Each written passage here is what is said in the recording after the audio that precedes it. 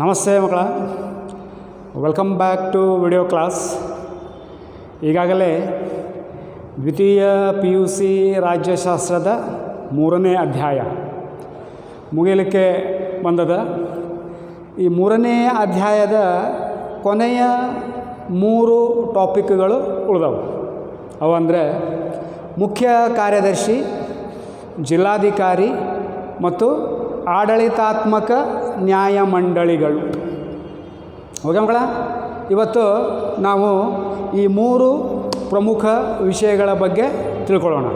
ಮುಖ್ಯ ಕಾರ್ಯದರ್ಶಿ, ಜಿಲ್ಲಾಧಿಕಾರಿ ಮತ್ತು ಆಡಳಿತಾತ್ಮಕ ನ್ಯಾಯಮಂಡಳಿಗಳು. Okay dear children, the third chapter of second PUC political science is almost over. Today we are going to deal with the important 3 topics of this chapter. They are Chief Secretary, Deputy Commissioner and Administrative Tribunals. Right? Okay ಮಕ್ಕಳ, ಮುಖ್ಯ ಕಾರ್ಯದರ್ಶಿ ಮತ್ತು ಜಿಲ್ಲಾಧಿಕಾರಿ ರಾಜ್ಯಾಡಳಿತದ ಪ್ರಮುಖವಾದ ಅಂಗಮಗಳಿವರು. ಮುಖ್ಯ ಕಾರ್ಯದರ್ಶಿ ಅಂದರೆ who is chief secretary? Chief secretary is the head of state secretariat. ಮುಖ್ಯ ಕಾರ್ಯದರ್ಶಿ ಅಂದರೆ ಯಾರು? ರಾಜ್ಯ ಸಚಿವಾಲಯದ ಮುಖ್ಯಸ್ಥ, ರಾಜ್ಯ ಆಡಳಿತದ ಮುಖ್ಯಸ್ಥ. ನಾನು ತಮಗೆ ಕೇಂದ್ರಾಡಳಿತ, ರಾಜ್ಯಾಡಳಿತ, ಜಿಲ್ಲಾಡಳಿತ ಹೇಳಬೇಕಾದ್ರೆ ಹೇಳೋಣ ಮಗಳ. ಕೇಂದ್ರಾಡಳಿತದ ಮುಖ್ಯಸ್ಥ cabinet secretary. Who is the head of central administration? The cabinet secretary is the head of central administration. For state administration, chief secretary is the head. For district administration, deputy commissioner is the head. For taluka administration, tahsildar is the head. ತಾಲೂಕಿನ ಮುಖ್ಯಸ್ಥ ಯಾರು? ತಹಸೀಲ್ದಾರ. Right ಮಕ್ಕಳ? Okay. ಮುಖ್ಯ ಕಾರ್ಯದರ್ಶಿ is the senior IAS officer of the state. ಆ ರಾಜ್ಯದ ಅತ್ಯಂತ ಹಿರಿಯ IAS ಅಧಿಕಾರಿಯನ್ನು ಮುಖ್ಯ ಕಾರ್ಯದರ್ಶಿಯನ್ನಾಗಿ ನೇಮಕ ಮಾಡಲಾಗುತ್ತದೆ. The senior most IAS officer. Right ಮಕ್ಕಳ? ಮುಖ್ಯ ಕಾರ್ಯದರ್ಶಿ appointed by the government, that is the governor of that particular state. ರಾಜ್ಯ ಸರ್ಕಾರ ಅಥವಾ ರಾಜ್ಯದ ರಾಜ್ಯಪಾಲರಿಂದ ನೇಮಕವಾಗುತ್ತಾನೆ on the recommendation of the chief minister. ಮುಖ್ಯಮಂತ್ರಿಯ ಸಲಹೆಯ ಮೇರೆಗೆ ರಾಜ್ಯಪಾಲರು ನೇಮಕ ಮಾಡುತ್ತಾರೆ. ರೈಟ್ ಮಗಳ? Then what are the functions? Important ಇದು ಎಕ್ಸಾಮಿಗೆ ಬಹುತೇಕ ಬೀಳುವಂಥ ಪ್ರಶ್ನೆನೇ ಇದು. ರೈಟ್? ಮುಖ್ಯ ಕಾರ್ಯದರ್ಶಿಯ ಕಾರ್ಯಗಳನ್ನು ಬರೆಯಿರಿ. ಓಕೆ. ನಂಬರ್ 1, ಮುಖ್ಯಮಂತ್ರಿಗೆ ಸಲಹೆಗಾರ. The chief adviser to the council of ministers. Council of ministers ಅಂದರೆ ಇಟ್ ಇನ್ಕ್ಲೂಡ್ಸ್ ಚೀಫ್ ಮಿನಿಸ್ಟರ್. ರಾಜ್ಯ ಮಂತ್ರಿಮಂಡಲ ಅಥವಾ ರಾಜ್ಯ ಸಚಿವ ಸಂಪುಟದ ಪ್ರಮುಖ ಸಲಹೆಗಾರನಾಗಿದ್ದಾನೆ. ಏನೇನು ಡಿಸಿಷನನ್ನು ತಗೊಳ್ಬೇಕು? ಈಗ ಶಾಲೆಯ ಬಗ್ಗೆ ಡಿಸ್ಕಷನ್ ನಡೆದದ, ಶಾಲೆಯನ್ನು ಪ್ರಾರಂಭ ಮಾಡಬೇಕೋ ಬೇಡವೋ ಅಂತೇಳಿ. ಸೊ ಈ ವಿಷಯವಾಗಿ ಮುಖ್ಯಮಂತ್ರಿಗೆ ಪ್ರಮುಖ ಸಲಹೆಯನ್ನು ಕೊಡುವವರು ಯಾರು? ಮುಖ್ಯ ಕಾರ್ಯದರ್ಶಿ. ಎಲ್ಲ ವಿಷಯಗಳು ಮಕ್ಕಳು, ರಾಜ್ಯಕ್ಕೆ ಸಂಬಂಧಪಟ್ಟಂತೆ ಎಲ್ಲ ಪ್ರಮುಖ ಸಲಹೆಗಳನ್ನು, ಪ್ರಮುಖ ವಿಷಯಗಳನ್ನು ಮುಖ್ಯಮಂತ್ರಿಯ ಗಮನಕ್ಕೆ ತಂದು ಮುಖ್ಯಮಂತ್ರಿಗೆ ರಾಜ್ಯಾಡಳಿತದಲ್ಲಿ ಸಹಾಯ ಮಾಡುತ್ತಾನೆ. So the chief secretary is the chief adviser to the chief minister regarding the administrative matters and the implementation of rules and regulations in the state. ರಾಜ್ಯಕ್ಕೆ ಸಂಬಂಧಪಟ್ಟಂತೆ, ಯಾವುದೇ ವಿಷಯಕ್ಕೆ ಸಂಬಂಧಪಟ್ಟಂತೆ ರಾಜ್ಯದ ಮುಖ್ಯ ಸಲಹೆಗಾರನಾಗಿದ್ದಾನೆ. ಓಕೆ ಮಗಳ? ನಂಬರ್ 2, ಸರ್ಕಾರದ ತೀರ್ಮಾನಗಳ ಜಾರಿ. Implementing the decisions taken by the government. ಯಾವುದೇ ವಿಷಯ ಇರ್ಬೋದು, ರೈತರಿಗೆ ಬೆಳೆ ಸಾಲ ಕೊಡೋದಿರ್ಬೋದು, ರೈತರಿಗೆ ಬೆಳೆ ವಿಮೆ ಕೊಡುವುದಿರ್ಬೋದು, ಶಾಲೆಗಳನ್ನು ಆರಂಭ ಮಾಡೋದಿರ್ಬೋದು, ಶಾಲೆಗಳಿಗೆ ಸಂಬಂಧಪಟ್ಟಂತೆ ಆದೇಶಗಳನ್ನು ಹೊರಡಿಸೋದಿರ್ಬೋದು, ಆಮೇಲೆ ಸಾರಿಗೆಗೆ ಸಂಬಂಧಪಟ್ಟಂತೆ ಇರ್ಬೋದು, ರಾಜ್ಯಾಡಳಿತಕ್ಕೆ ಸಂಬಂಧಪಟ್ಟಂಥ ಎಲ್ಲ ವಿಷಯಗಳಲ್ಲಿಯೂ ಮುಖ್ಯ ಕಾರ್ಯದರ್ಶಿಯು ಮುಖ್ಯಮಂತ್ರಿಗೆ ಮುಖ್ಯ ಕಾರ್ಯದರ್ಶಿಯು ಆ ರಾಜ್ಯ ಸರ್ಕಾರದ ತೀರ್ಮಾನಗಳನ್ನು ಜಾರಿಗೆ ತರುತ್ತಾನೆ. ಏನೇ ತೀರ್ಮಾನಗಳಿದ್ದರೂ ಅವುಗಳನ್ನು ಜಾರಿಗೆ ತರುವ ಯಾರು? ಮುಖ್ಯ ಕಾರ್ಯದರ್ಶಿ. ರೈಟ್. ನಂಬರ್ 3, ಕೇಂದ್ರ ರಾಜ್ಯ ಸರ್ಕಾರಗಳ ನಡುವೆ ಸಂಪರ್ಕ ಕೊಂಡಿ, bridge between the central government and the state government. ಕೇಂದ್ರ ಸರ್ಕಾರ ನಮ್ಮ ರಾಜ್ಯದಲ್ಲಿ ಏನಾದರೂ ಯೋಜನೆಗಳನ್ನು ಜಾರಿಗೆ ತರಬೇಕಪ್ಪ ಅಂದರೆ the central government consults the chief secretary. ಮತ್ತು ಕೇಂದ್ರ ಸರ್ಕಾರಕ್ಕೆ ರಾಜ್ಯ ಸರ್ಕಾರದ ಪರವಾಗಿ ಏನಾದರೂ ವಿಷಯಗಳನ್ನು ಹೇಳೋದಿದ್ದರೆ, ಕ್ಲಾರಿಫಿಕೇಷನ್ನ ಕೊಡೋದಿದ್ದರೆ, ಎಕ್ಸ್ಪ್ಲನೇಷನ್ ಕೊಡೋದಿದ್ದರೆ, that will go through the chief secretary. ಮುಖ್ಯ ಕಾರ್ಯದರ್ಶಿನೇ ಅದನ್ನು ರಾಜ್ಯದ ಪರವಾಗಿ ಕಳಿಸಿಕೊಡುತ್ತಾನೆ. ರಾಜ್ಯಕ್ಕೆ ಸಂಬಂಧಪಟ್ಟಂಥ ಅದು ವರ್ಲ್ಡ್ ಬ್ಯಾಂಕ್ ಇರ್ಬೋದು, UNO ಇರ್ಬೋದು, ಸೆಂಟ್ರಲ್ ಗೌರ್ಮೆಂಟ್ ಇರ್ಬೋದು, ಮೇಲಿನಿಂದ ಬರುವಂಥ ಯಾವುದೇ ಯೋಜನೆಗಳಿರ್ಬೋದು ನಮ್ಮ ರಾಜ್ಯಕ್ಕೆ ಬರಬೇಕೆಂದರೆ ಅವು ಮುಖ್ಯ ಕಾರ್ಯದರ್ಶಿಯ ಮೂಲಕವೇ ಬರುತ್ತವೆ. Chief secretary is the bridge between the central government and other governments also. ಬೇರೆ ರಾಜ್ಯದಿಂದ ಏನಾದರೂ ನಮ್ಮ ರಾಜ್ಯಕ್ಕೆ ಸಂಬಂಧಪಟ್ಟಂತೆ ಏನಾದರೂ ವಿಷಯ ಇದ್ದರೂ ಸಹ ಅವರು ಆ ರಾಜ್ಯದವರು ಯಾರನ್ನು ಕನ್ಸಲ್ಟ್ ಮಾಡುತ್ತಾರೆ? ಮುಖ್ಯ ಕಾರ್ಯದರ್ಶಿ. So the chief secretary is the bridge between the central government and the other governments with the government of Karnataka, with the government of that particular state. Right ಮಗಳ? ಓಕೆ. ಎಲ್ಲ ಇಲಾಖೆಗಳ ಕಾರ್ಯ ಉಸ್ತುವಾರಿ ಮಾಡುವುದು, supervising the functioning of all departments. Transport department, education department, health department, home department, fisheries department, agricultural department, 38ರಿಂದ 42 ಡಿಪಾರ್ಟ್ಮೆಂಟ್ಗಳವ ಕರ್ನಾಟಕದೊಳಗೆ. ಆ ಎಲ್ಲ ಇಲಾಖೆಗಳು ಸರಿಯಾಗಿ ಕೆಲಸವನ್ನು ಮಾಡುತ್ತಿವೆಯೋ ಇಲ್ಲವೋ, ಸರಿಯಾಗಿ ಕಾರ್ಯಗಳು ನಡೆದಿವೆಯೋ ಇಲ್ಲವೋ, ಎಲ್ಲವನ್ನು ಉಸ್ತುವಾರಿ ಮಾಡುವಂಥ ಕೆಲಸ ಯಾರ್ದೋ? ಮುಖ್ಯ ಕಾರ್ಯದರ್ಶಿ. ಸೊ ಎಲ್ಲ ಇಲಾಖೆಗಳ ಕಾರ್ಯಗಳನ್ನು ಉಸ್ತುವಾರಿ ಮಾಡುವುದು. Another important function of the chief secretary is to supervise the functioning of all departments of that particular state. Okay, right. ಎಲ್ಲ ಮಂತ್ರಿಗಳ ಸಿಬ್ಬಂದಿ ಉಸ್ತುವಾರಿ ಮಾಡುವುದು. ಎಲ್ಲ ಮಂತ್ರಿಗಳಿಗೂ ಮಕ್ಕಳ 4ರಿಂದ 5 ಜನ IAS ಅಧಿಕಾರಿಗಳೇ ಇರ್ತಾರೆ. ಅವರು ಇಲಾಖಾ ಸೆಕ್ರೆಟರಿ ಇರ್ತಾರೆ, ಆಮೇಲೆ ಅವರಿಗೆ ಪರ್ಸನಲ್ ಸೆಕ್ರೆಟರಿಗಳೇ ಇರ್ತಾರೆ, ಅವರ ಡಿಪಾರ್ಟ್ಮೆಂಟಿಂದ ನೋಡ್ಕೊಳ್ಳಿಕ್ಕೆ ಅವರಿಗೆ ಸಂಬಂಧಪಟ್ಟಂತೆ ಅಧಿಕಾರಿಗಳಿರ್ತಾರೆ. ಆ ಎಲ್ಲ ಅಧಿಕಾರಿಗಳು ಸರಿಯಾಗಿ ಕೆಲಸವನ್ನು ಮಾಡುತ್ತಿದ್ದಾರೋ ಇಲ್ಲೋ, ಸರಿಯಾಗಿ ಕಾನೂನಿನ ಪ್ರಕಾರ ಕೆಲಸಗಳು ನಡೆದಿವೆಯೋ ಇಲ್ಲವೋ ನೋಡಿಕೊಳ್ಳುವ ಜವಾಬ್ದಾರಿ ಯಾರ್ದು? Chief secretary. Supervising the functioning of the staff of all ministers. ಎಲ್ಲ ಮಂತ್ರಿಗಳ ಸಿಬ್ಬಂದಿಗಳು ಸರಿಯಾಗಿ ಕೆಲಸ ಮಾಡುವಂತೆ ನೋಡಿಕೊಳ್ಳಿ. Very simple. ಒಂದು ತಲೆಯೊಳಗೆ ಇಟ್ಕೊಂಡ್ಬಿಡ್ರಿ. ಮುಖ್ಯ ಕಾರ್ಯದರ್ಶಿಯು ರಾಜ್ಯ ಸರ್ಕಾರದ ರಾಜ್ಯಾಡಳಿತದ ಮುಖ್ಯಸ್ಥನಾಗಿದ್ದಾನೆ. ಏನು ಕೆಲಸಗಳನ್ನು ಮಾಡುತ್ತಾನೆ? ಸರ್ಕಾರಕ್ಕೆ ಸಂಬಂಧಪಟ್ಟಂಗೆ ಮಾಡ್ತಾನೆ. ಅದು ನಿಮ್ಮ ತಲೆಯೊಳಗೆ ಇರಲಿ. ರೈಟ್ ಮಗಳ? ಓಕೆ. ನೆಕ್ಸ್ಟ್, ಡೆಪ್ಯೂಟಿ ಕಮಿಷನರ್, ಜಿಲ್ಲಾಧಿಕಾರಿ. DC is being considered as the prime minister of the district. ಜಿಲ್ಲೆಯ ಪ್ರಧಾನಮಂತ್ರಿ ಇದ್ದಂಗೆ. ಜಿಲ್ಲೆಯೊಳಗೆ ಏನೋ ಒಂದು ಹುಲ್ಲಿನ ಕಡ್ಡಿ ಆ ಕಡೆಯಿಂದ ಈ ಕಡೆ ಆಗ್ಬೇಕಪ್ಪ ಅಂದರೆ ಜಿಲ್ಲಾಧಿಕಾರಿಯ ಅನುಮತಿ ಪಡೆಯತಕ್ಕದ್ದು. ಹಂಗೆ ಜಿಲ್ಲಾಧಿಕಾರಿ ಎಲ್ಲ ಡಿಪಾರ್ಟ್ಮೆಂಟ್ಸಿಗೂ ಹೆಡ್ ಅವ. ಆ ಜಿಲ್ಲೆಯ ಪೊಲೀಸ್ ಇಲಾಖೆ, ಆರೋಗ್ಯ ಇಲಾಖೆ, ನೀರಾವರಿ ಇಲಾಖೆ, ಕಂದಾಯ ಇಲಾಖೆ, ಶಿಕ್ಷಣ ಇಲಾಖೆ,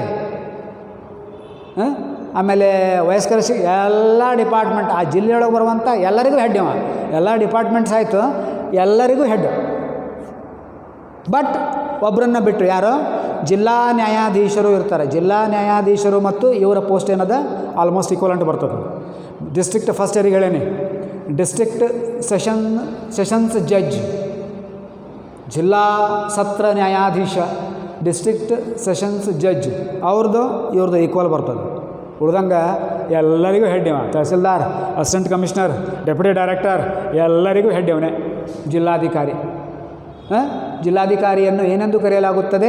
DC ಎಂದು ಕರೆಯಲಾಗುತ್ತದೆ, ಡೆಪ್ಯೂಟಿ ಕಮಿಷನರ್ ಎಂದು ಕರೆಯಲಾಗುತ್ತದೆ. ಇವರು ಏನನ್ನು ಕಲಿತಿರುತ್ತಾರೆ, ಏನನ್ನು ಪಾಸಾಗಿರುತ್ತಾರೆ? IAS. ಜಿಲ್ಲಾಧಿಕಾರಿ ಆಗಬೇಕಪ್ಪ ಅಂದ್ರೆ IAS. IPS ಆದರೆ ಜಿಲ್ಲಾ ಪೊಲೀಸ್ ವರಿಷ್ಠಾಧಿಕಾರಿ. SP, superintendent of police. IAS top rank, ಜಿಲ್ಲೆಯ ಟಾಪ್ ರ್ಯಾಂಕು ಹೌದು, ರಾಜ್ಯದ ಟಾಪ್ ರ್ಯಾಂಕು ಹೌದು, ದೇಶದ ಟಾಪ್ ರ್ಯಾಂಕು ಹೌದು. ಯಾವುದು? IAS. IAS is the top rank in district, at the state level and the national level. ಎಲ್ಲ ನಾಗರಿಕ ಸೇವಾ ಅಧಿಕಾರಿಗಳಲ್ಲಿ ಟಾಪ್ ರ್ಯಾಂಕ್ ಯಾವುದು? IAS. ರೈಟ್ ಮಗಳ? ಓಕೆ, ಇವರ ಕಾರ್ಯಗಳನ್ನು ನೋಡುವ. ಜಿಲ್ಲಾ ಕಾನೂನು ಸುವ್ಯವಸ್ಥೆ, maintaining law and order. Maintaining law and order. ಕಾನೂನು ಸುವ್ಯವಸ್ಥೆ ಅಂದರೆ ಮಗಳ? ಅಂದರೆ ದೊಂಬಿ, ಗದ್ದಲ, ಗಲಭೆ, ಹೊಡೆದಾಟ ಏನೂ ನಡೆಯದಂತೆ ಶಾಂತಿಯುತವಾಗಿ ಜಿಲ್ಲೆಯು ಇರುವಂತೆ ನೋಡಿಕೊಳ್ಳುವಂಥ ಮೊದಲನೇ ಕೆಲಸ ಏನೇ ಒಂದು, ಯಾರ್ದು ಮೊದಲನೇ ಕೆಲಸ ಏನು? ಜಿಲ್ಲಾಧಿಕಾರಿದು ಜಿಲ್ಲೆಯ ಕಾನೂನು ಮತ್ತು ಸುವ್ಯವಸ್ಥೆ. ಮತ್ತೊಂದು ಇನ್ನು ಇಂಪಾರ್ಟೆಂಟ್ ಅಂಶ ಅಂದರೆ ಎಲ್ಲ ನೋಡ್ಕೊಳ್ಳಿಕ್ಕೆ ಒಬ್ಬೊಬ್ಬರು ಹೆಡ್ ಇರ್ತಾರೆ. ಕಾನೂನು ಸುವ್ಯವಸ್ಥೆಯನ್ನು ನೋಡ್ಕೊಳ್ಳಿಕ್ಕೆ SP ಇರ್ತಾರೆ. SP ಮೇಲೆ DC. ಆರೋಗ್ಯವನ್ನು ನೋಡ್ಕೊಳ್ಳಿಕ್ಕೆ ಜಿಲ್ಲಾ ಆರೋಗ್ಯಾಧಿಕಾರಿ ಇರ್ತಾರೆ. ಆರೋಗ್ಯಾಧಿಕಾರಿ ಮೇಲೆ DC. ಜಿಲ್ಲೆಯ ಬಿಲ್ಡಿಂಗ್ಗಳನ್ನು ನೋಡ್ಕೊಳ್ಳಿಕ್ಕೆ, ಬ್ರಿಡ್ಜಸ್ಗಳನ್ನು ನೋಡ್ಕೊಳ್ಳಿಕ್ಕೆ ಜಿಲ್ಲಾ ಇಂಜಿನಿಯರ್ ಇರ್ತಾನೆ, ಅವನ ಮೇಲೆ DC. ಎಲ್ಲರ ಮೇಲೆ DC. ಜಸ್ಟ್ ಆರ್ಡರ್ ಮಾಡೋದು ಅಷ್ಟೇ ಕೆಲಸ. ಯಾರ್ದು? DCದು. ಯಾರಿಗೆ? ನನ್ನ ಸಬಾರ್ಡಿನೇಟ್ಸಿಗೆ. ರೈಟ್ ಮಗಳ? So the first and foremost duty of deputy commissioner is maintaining the law and order within the district. ಕಾನೂನು ಮತ್ತು ಸುವ್ಯವಸ್ಥೆ, ಕಳ್ಳತನವನ್ನು ತಡೆಯುವುದು, ಸುಲಿಗೆಯನ್ನು ತಡೆಯುವುದು, ಮಕ್ಕಳು ಮತ್ತು ಹೆಣ್ಣು ಮಕ್ಕಳ ಮೇಲೆ ಏನೋ ಅನೈತಿಕ ಏನಾದರೂ ಕೆಲಸಗಳ ಚಟುವಟಿಕೆಗಳಾಗ್ತಾಯಿದ್ರೆ ಅಂಥವನ್ನು ತಡೆಯುವುದು, ಬಾಲಾಪರಾಧವನ್ನು ತಡೆಯುವುದು, ಭಿಕ್ಷಾಟನೆಯನ್ನು ತಡೆಯುವುದು, ಎಲ್ಲ ಕೆಲಸಗಳು ಬರ್ತವೆ ಜಿಲ್ಲೆಯ ಕಾನೂನು ಸುವ್ಯವಸ್ಥೆಯ ಉಸ್ತುವಾರಿ. ರೈಟ್. ನಂಬರ್ 2, ಅಭಿವೃದ್ಧಿ ಕಾರ್ಯಗಳು, ಡೆವಲಪ್ಮೆಂಟ್ ವರ್ಕ್ಸ್. ಅಭಿವೃದ್ಧಿ ಕಾರ್ಯಗಳನ್ನು ನೋಡಿಕೊಳ್ಳುವುದು. ಏನೇನಪ್ಪ ಅಭಿವೃದ್ಧಿ ಕಾರ್ಯ? ರಸ್ತೆಗಳನ್ನು ರಿಪೇರಿ ಮಾಡಿಸುವುದು, ಕಚ್ಚಾ ರಸ್ತೆ ಇದ್ದಲ್ಲೇ ರಸ್ತೆಗಳನ್ನು ಹೊಸದಾಗಿ ಮಾಡಿಸುವುದು, ಬ್ರಿಡ್ಜಸ್ಗಳನ್ನು ಕಟ್ಟಿಸುವುದು, ನೀರಿನ ಟ್ಯಾಂಕ್ಗಳನ್ನು ಹಳ್ಳಿಗಳಲ್ಲಿ ನಗರಗಳಲ್ಲಿ ನಿರ್ಮಾಣ ಮಾಡುವುದು, ನೀರಿನ ಪೈಪುಗಳು ಹಾಳಾಗಿದ್ದರೆ ಅವುಗಳನ್ನು ರಿಪೇರಿ ಅಂದರೆ ಅವುಗಳನ್ನು ನೋಡಿಕೊಳ್ಳೋದು. ರಿಪೇರಿ ಅಂದರೆ ಇವರ ನಿಂತೇನು ರಿಪೇರಿ ಮಾಡಿಸೋದಿಲ್ಲ, ಆರ್ಡ್ರ್ ಮಾಡೋದು. ಅಂದರೆ ಒಟ್ಟಿನಲ್ಲಿ ಅಭಿವೃದ್ಧಿ ಕಾರ್ಯಗಳು, ಡೆವಲಪ್ಮೆಂಟ್ ವರ್ಕ್ಸ್, ರಸ್ತೆಗಳು, ಮಳೆ ನೀರಿಗೆ ಸಂಬಂಧಪಟ್ಟಂತೆ ಕಾಲುವೆಗಳು ಮತ್ತು ಗಟಾರಗಳು, ಆನಂತರ ಸಾರಿಗೆ ವ್ಯವಸ್ಥೆ, ರಕ್ಷಣೆ, ಎಲ್ಲದಕ್ಕೂ ಸಂಬಂಧಪಟ್ಟಂತೆ ಅಭಿವೃದ್ಧಿ ಕಾರ್ಯಗಳನ್ನು ಮಾಡುವುದು. ನೀರು, ವಿದ್ಯುತ್ತು, ರಸ್ತೆಗಳು, ಬಿಲ್ಡಿಂಗ್ಗಳು, ಸೇತುವೆಗಳು, ರೈತರಿಗೆ ಹೊಸ ಏನು ಕೃಷಿಗಾಗಿ ಹೊಸ ಯೋಜನೆಗಳನ್ನು ಹಾಕಿಕೊಡುವುದು, ಹೇಳಿಕೊಡುವುದು, ರೈತರಿಗೆ ಕಡಿಮೆ ದರದಲ್ಲಿ ಬೀಜ ಮತ್ತು ಗೊಬ್ಬರವನ್ನು ವಿತರಿಸುವುದು, ಎಲ್ಲ ಡೆವಲಪ್ಮೆಂಟ್ ವರ್ಕ್ಸ್. ರೈಟ್. ಓಕೆ. ನೈಸರ್ಗಿಕ ವಿಕೋಪಗಳ ನಿರ್ವಹಣೆ, ಮೇಂಟೈನಿಂಗ್ ನ್ಯಾಚುರಲ್ ಡಿಸಾಸ್ಟರ್ಸ್.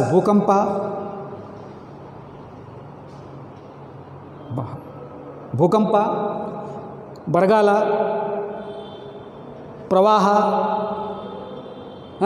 ಆಮೇಲೆ ಇನ್ನಿತರೆ ಯಾವುದೇ ನೈಸರ್ಗಿಕ ವಿಕೋಪಗಳಾದವಪ್ಪ ಅಂದರೆ ಜನರನ್ನು ರಕ್ಷಣೆ ಮಾಡುವಂಥ ಪ್ರಮುಖ ಜವಾಬ್ದಾರಿ ಯಾರ್ದು? ಜಿಲ್ಲಾಧಿಕಾರಿ. ಯಾವುದೇ ಇರ್ಬೋದು, ನಿಸರ್ಗಕ್ಕೆ ಸಂಬಂಧಪಟ್ಟಂತೆ ಯಾವುದೇ ವಿಕೋಪಗಳು ಉಂಟಾದರೂ, ಸುನಾಮಿ ಇರ್ಬೋದು, ಭೂಕಂಪ ಇರ್ಬೋದು, ವಿಪರೀತ ಮಳೆ ಇರ್ಬೋದು, ಬರಗಾಲ ಇರ್ಬೋದು, ಮನುಷ್ಯರನ್ನು ಪ್ರಾಣಿಗಳನ್ನು ರಕ್ಷಣೆ ಮಾಡುವಂಥ ಜವಾಬ್ದಾರಿ ಯಾರ್ದು? ಜಿಲ್ಲಾಧಿಕಾರಿ. ಮೇಂಟೈನಿಂಗ್ ನ್ಯಾಚುರಲ್ ಡಿಸಾಸ್ಟರ್ಸ್, ನೈಸರ್ಗಿಕ ವಿಕೋಪಗಳ ನಿರ್ವಹಣೆ. ರೈಟ್ ಮಗಳ? ಜನಗಣತಿ, census. What is census? Census is the process in which the population is being counted. ಜನಸಂಖ್ಯೆಯನ್ನು ಕೌಂಟ್ ಮಾಡುವುದನ್ನು ಜನಗಣತಿ ಎಂದು ಕರೆಯುತ್ತೇವೆ. ಯಾವ ಜಾತಿ, ಧರ್ಮ, ಉದ್ಯೋಗ, ವರಮಾನ, ಲಿಂಗ, ವಾಸಸ್ಥಳ ಇವೆಲ್ಲದಕ್ಕೂ ಸಂಬಂಧಪಟ್ಟಂತೆ ಜನಗಣತಿಯನ್ನು ಮಾಡಿಸುವುದು ಆ ಜಿಲ್ಲೆಯಲ್ಲಿ. ರೈಟ್ ಮಗಳ? ಸೊ ಜಿಲ್ಲಾಧಿಕಾರಿಯ ಮತ್ತೊಂದು ಪ್ರಮುಖವಾದಂಥ ಕೆಲಸ ಜನಗಣತಿ, work regarding census. Right. Okay. ಚುನಾವಣಾ ಕಾರ್ಯಗಳು. ಈಗ ಯಾವ ಚುನಾವಣೆ ನಡೆದದ? ಯಾವ ಚುನಾವಣೆಗೆ ಈಗ ಅಧಿಸೂಚನೆಯನ್ನು ಹೊರಡಿಸಲಾಗಿದೆ? ವಿಧಾನ ಪರಿಷತ್ ಚುನಾವಣೆಗೆ ನಾಮಪತ್ರಗಳನ್ನು ಸಲ್ಲಿಸಿ ಮುಗಿದದ. ಮೊನ್ನೆ ಮುಗಿದದ. ನಿನ್ನೆ ನಾಮಪತ್ರಗಳ ಪರಿಶೀಲನೆ ಆಗ್ಯದ. ರೈಟ್ ಮಗಳ? ಈಗ ವೋಟಿಂಗ್ ಅದ. ಅಕ್ಟೋಬರ್ 28ನೇ ತಾರೀಕಿಗೆ ವೋಟಿಂಗ್ ಅದ. ಸೊ ಚುನಾವಣಾ ಎಲ್ಲ ಕಾರ್ಯಗಳನ್ನು ನೋಡಿಕೊಳ್ಳೋದು ಯಾರ ಕೆಲಸ? ಜಿಲ್ಲಾಧಿಕಾರಿ ಕೆಲಸ. ವಿಧಾನ ಪರಿಷತ್ತು ಚುನಾವಣೆ ಅಂದ್ರೆ ಮಗಳ it is the indirect election. Indirect ಎಲೆಕ್ಷನ್ದೊಳಗೆ ಜಿಲ್ಲಾಧಿಕಾರಿಗೆ ಏನು ಅಂಥ ಕೆಲಸ ಇರೋದಿಲ್ಲ. ಕೆಲಸ ಇರ್ತದೆ ನೋಡಿರಿ ಡೈರೆಕ್ಟ್ ಎಲೆಕ್ಷನ್ದೊಳಗೆ. ಯಾವುದು? ಲೋಕಸಭಾ ಆ್ಯಂಡ್ ವಿಧಾನಸಭಾ ಎಲೆಕ್ಷನ್ದೊಳಗೆ ಇಡೀ ಜಿಲ್ಲೆಯಲ್ಲಿ ನೋಡಿಕೊಳ್ಳಬೇಕಾಗ್ತದೆ. ಲೋಕಸಭಾ ಮತ್ತು ವಿಧಾನಸಭಾ ಚುನಾವಣೆಗೆ ಸಂಬಂಧಪಟ್ಟಂತೆ ಅಧಿಕಾರಿಗಳ ನೇಮಕ, ಅಧಿಕಾರಿಗಳಿಗೆ ತರಬೇತಿ, ಚುನಾವಣೆಯಲ್ಲಿ ಏನೋ ಅವ್ಯವಹಾರಗಳು ನಡೆಯದಂತೆ ನೋಡಿಕೊಳ್ಳುವುದು, ಹಗಲು ರಾತ್ರಿ ಕೆಲಸ ಮಕ್ಕಳ ಇವರಿಗೆ ಚುನಾವಣಾ ಸಂದರ್ಭದಲ್ಲಿ. ಯಾವ ಚುನಾವಣೆ? ಪ್ರತ್ಯಕ್ಷ ಚುನಾವಣೆ. ಅಪ್ರತ್ಯಕ್ಷ ಚುನಾವಣೆ ಒಳಗೆ ಇವ್ರದ್ದೇನು ಅಂಥ ದೊಡ್ಡದೇನು ಕೆಲಸ ಇರ್ತದೆ ಇವರ ಮಾಡೋದು, ಬಟ್ ಅಂಥದ್ದೇನು ಇರೋದಿಲ್ಲ. ಯಾಕಂದ್ರೆ ಈಗ ಯಾವುದು ಅಪ್ರತ್ಯಕ್ಷ ಚುನಾವಣೆ? ಯಾವ ಚುನಾವಣೆ ನಡೆದದ? ಈಗ ಪದವೀಧರ ಕ್ಷೇತ್ರದ ನಡೆದದ. ಪದವೀಧರರು ಮತ ಕೊಡುವಂಥ ಚುನಾವಣೆಯಲ್ಲಿ ನಡೀತದೆ ಕರ್ನಾಟಕ ವಿಧಾನ ಪರಿಷತ್ತಿಗೆ. ಸೊ ಅದರಲ್ಲಿ ಮತದಾರರ ಕಡಿಮೆ ಇರೋದರಿಂದ ಇವ್ರದ್ದೇನು ಅಂಥದ್ದು ನಿದ್ದೆಗೆಟ್ಟು ಕೆಲಸ ಮಾಡುವಂಥದ್ದೇನು ಇರುವುದಿಲ್ಲ ಡಿಸಿದು. But in the direct elections like Lok Sabha and Vidhan Sabha ನಿದ್ದೆ ಇಲ್ಲದೆ ಕೆಲಸ ಮಾಡಬೇಕಾಗ್ತದೆ. ಅಷ್ಟು ವರ್ಕ್ ಇರ್ತದೆ. ರೈಟ್ ಮಗಳ? ಮತ್ತೊಂದು ಕೆಲಸ ಏನು? ಚುನಾವಣಾ ಕಾರ್ಯ. Okay right. ನೆಕ್ಸ್ಟ್, ಆಡಳಿತಾತ್ಮಕ ನ್ಯಾಯಮಂಡಳಿಗಳು. ಇಲ್ಲೇ ಅದ ಮಗಳ. ಆಡಳಿತಾತ್ಮಕ ನ್ಯಾಯಮಂಡಳಿಗಳು. Administrative tribunal. ಅಡ್ಮಿನಿಸ್ಟ್ರೇಟಿವ್ ಟ್ರೈಬ್ಯುನಲ್ ಅರ್ಥ ಆಯ್ತು? ಅಡ್ಮಿನಿಸ್ಟ್ರೇಟಿವ್ ಅಂದ್ರೆ ಆಡಳಿತಾತ್ಮಕ, ಟ್ರೈಬ್ಯುನಲ್ ಅಂದರೆ ನ್ಯಾಯಮಂಡಳಿ. ಆಡಳಿತಕ್ಕೆ ಸಂಬಂಧಿಸಿದ, ಸರ್ಕಾರಿ ನೌಕರರಿಗೆ ಸಂಬಂಧಿಸಿದ ತೀರ್ಪುಗಳನ್ನು ನೀಡುವ ಮಂಡಳಿಯನ್ನು ಆಡಳಿತಾತ್ಮಕ ನ್ಯಾಯಮಂಡಳಿ ಎನ್ನುವರು. The tribunal which has been established to adjudicate the subject matters regarding the government employees and civil servants. The tribunal which has been established to adjudicate the matters regarding the civil servants and the government employees is called administrative tribunal. In administrative tribunal there are two types. One is ಕೇಂದ್ರ ಆಡಳಿತಾತ್ಮಕ ನ್ಯಾಯಮಂಡಳಿ. Another one is ರಾಜ್ಯ ಆಡಳಿತಾತ್ಮಕ ನ್ಯಾಯಮಂಡಳಿ. First one is central administrative tribunal. Second one is state administrative tribunal. ಕೇಂದ್ರ ಸರ್ಕಾರಿ ನೌಕರದು ಏನಾದರೂ problem ಇದ್ದರೆ, ಸೇವೆ, ನಿವೃತ್ತಿ, ವೇತನ, ವರ್ಗಾವಣೆ, ಅದಕ್ಕೆ ಸಂಬಂಧಪಟ್ಟಂತೆ ವಿಷಯಗಳಿದ್ದರೆ ನ್ಯಾಯ ನೀಡುವ ಮಂಡಳಿ, ತೀರ್ಪು ನೀಡುವ ಮಂಡಳಿ ಆಡಳಿತಾತ್ಮಕ ನ್ಯಾಯ. ರಾಜ್ಯ ಸರ್ಕಾರಿ ನೌಕರರಿಗೆ ಸಂಬಂಧಪಟ್ಟಂತೆ ತೀರ್ಪು ನೀಡುವ ಮಂಡಳಿ ರಾಜ್ಯ ಆಡಳಿತಾತ್ಮಕ ನ್ಯಾಯ ಮಂಡಳಿ.